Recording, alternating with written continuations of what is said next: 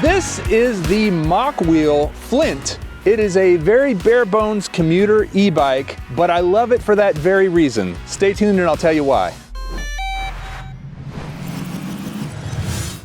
So first of all, Mokwheel did send us this bike to review. We've actually reviewed quite a few Mokwheel bikes and we really like the brand. Every bike we've had has been unique and has been a little different in its own way. And this one is definitely different because it is pretty stripped down. First of all, this is not a off-road bike. It is more of a commuter bike, and it's designed for someone who doesn't want to have all the extra bells and whistles, doesn't want to pay for all the extra bells and whistles, but still wants a good commuter e-bike that is solid and pretty fun and easy to ride. The Flint is just that. First of all, I love the flat black paint. This is just such a cool looking bike. It looks like a stealth bomber or something.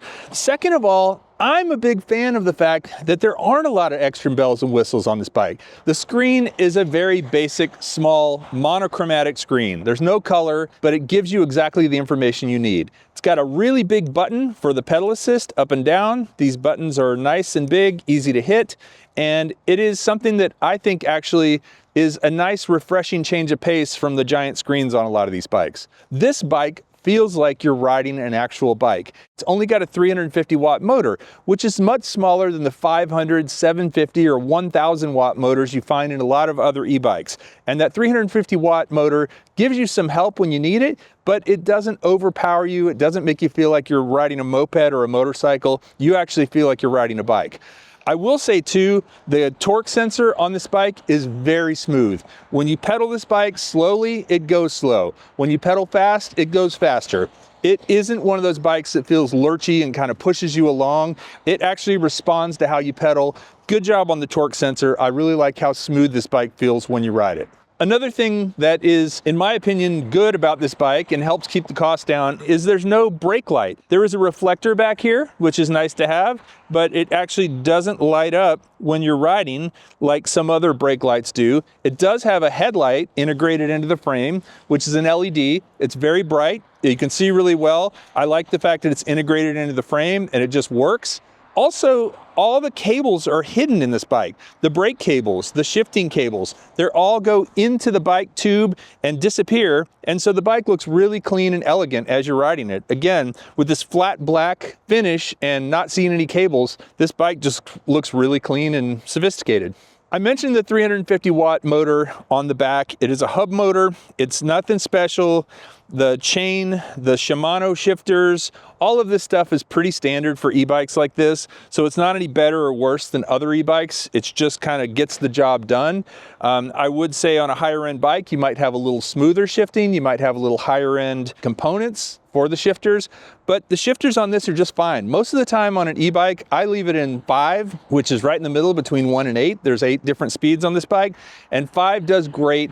It gives me a little bit of power when I need it, but also it's fairly easy to pedal when I'm going up a hill or something, or it's easy to coast when you're on something flat and you want to go a long distance. I don't find myself having to shift a lot on an e-bike, and that's one of the advantages of an e-bike.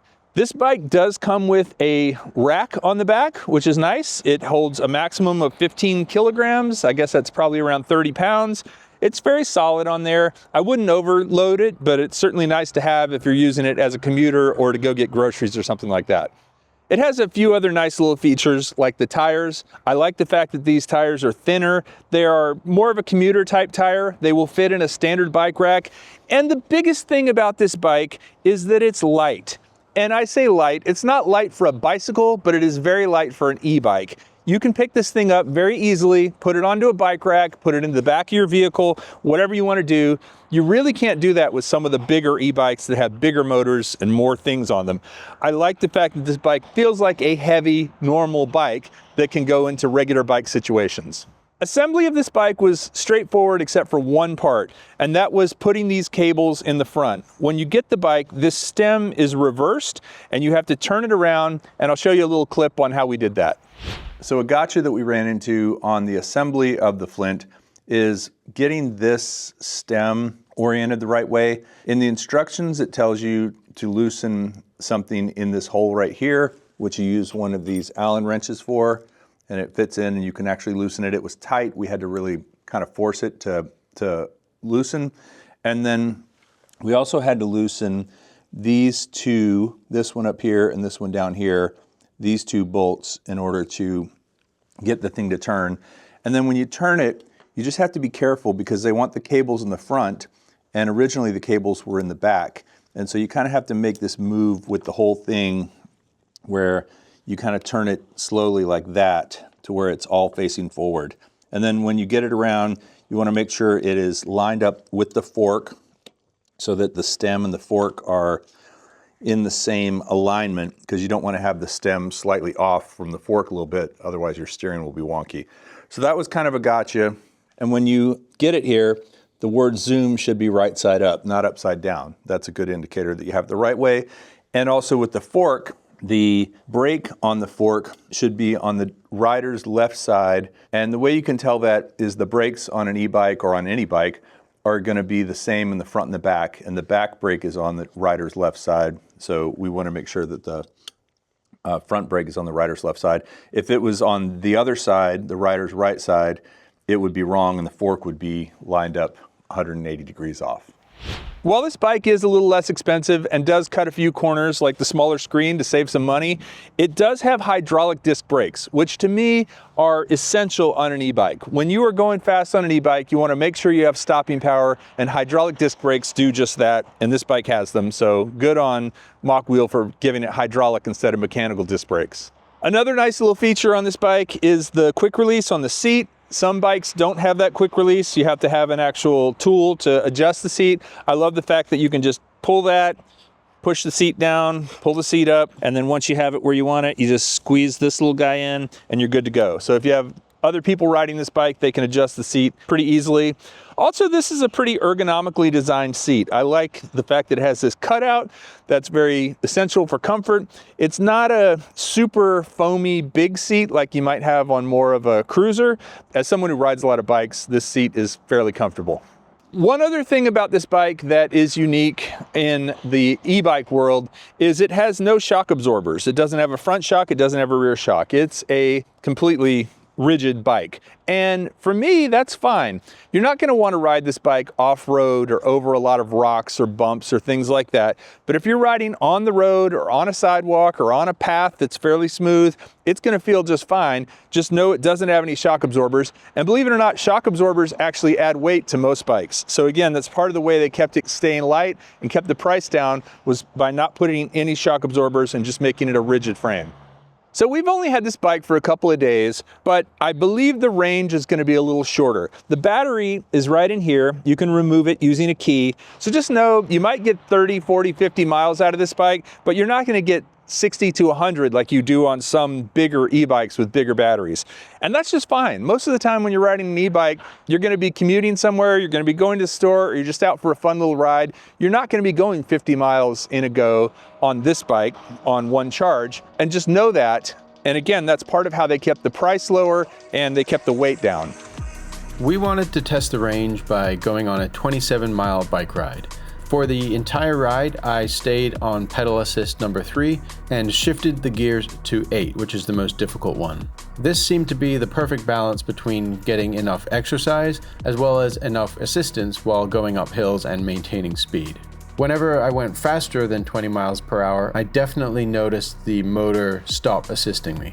As the battery dropped below 20%, it seemed like I was gradually getting less pedal assistance, and once it got below 10% battery, I really couldn't tell if it was assisting me much at all. I kept on going until it hit 0, and at that point, the screen remained on and the headlight still worked. I didn't have the headlight on the whole time, but I just turned it on to see if it would work, and it did. Also, the Flint continued to track my speed and distance, even though my battery was at 0%. In the end, I got about 25 miles of battery life, but maybe 22 or 23 miles of actual pedal assistance. One other thing about this bike that's a little different is this little charging port down here. There's a little flap that just pops down and you charge right in here instead of on the battery itself. I kind of like that. It's really easy to put in and out. It's really easy to find. And this little flap protects the charging port so it doesn't get dirt or water in it while you're riding. When you charge this bike, it doesn't give you any indication of how charged it is. It just gives you a red light on the charger, just like most e-bikes. Red indicates that it's charging, and when the light on the charger turns green, that means it's fully charged and ready to go. You don't want to leave an e-bike plugged in for days and days on its own, but if you plug it in and charge it for a few hours or charge it overnight in a spot that's not too hot, then you should be just fine. I do really like this stem setup because you can have this stem all the way forward, which would make it more of a aggressive riding stance where you're leaning more forward. You can have it all the way up where it's a very easy and upright position. We decided to put it right in the middle at 45 degrees, which is a good balance between aggressive riding and more comfortable riding. One thing that was a little confusing about this bike, it actually says Class 2 e-bike. It has a sticker here on it, 350 watt, 20 miles per hour. That is a little bit confusing because the bike doesn't have a throttle. Most Class 2 e-bikes have a throttle and pedal assist. This bike does not have a throttle. A Class 1 e-bike typically does not have a throttle and gives you pedal assist up to 20 miles per hour, which is what this one does. So I really think this is a Class 1 e-bike, not a Class 2 e-bike. As a matter of fact, I should probably just pull that sticker off because Class 1 e-bikes are generally allowed in more places than Class 2 or Class 3. And so the fact that it is a Class 1 and not a Class 2 like it says is actually better if you're trying to commute in places where they only allow Class 1 e-bikes. So if you're looking for a starter e-bike that is a little bit less expensive, doesn't have a lot of bells and whistles, is light enough to pick up and put onto a bike rack or into a vehicle, the Flint is a really good choice. Like I said, I've ridden a lot of e-bikes and I've ridden a lot of Mokwheel e-bikes. This one in particular just looks good. It's very simple. It's very clean looking. It's very sleek looking, but the ride is super smooth. The ride is very much like you're riding a bike. You don't feel like you're on a motorcycle or a moped, which is something I like personally. I don't like to feel like the bike is doing all the work.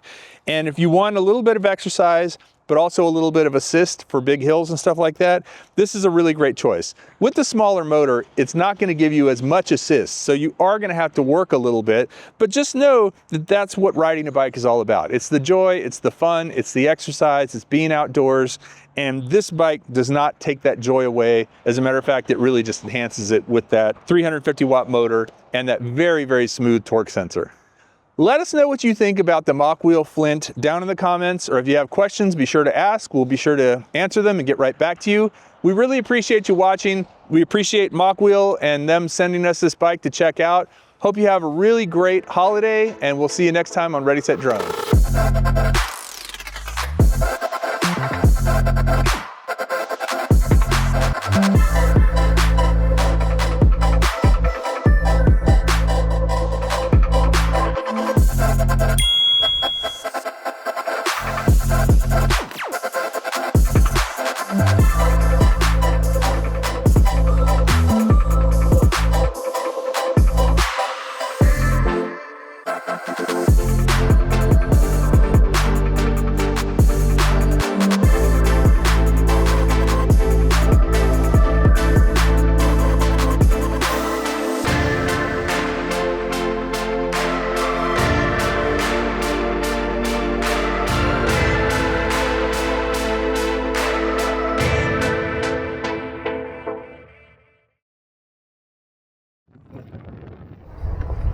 Squirrel, squirrel, squirrel, squirrel, squirrel, squirrel.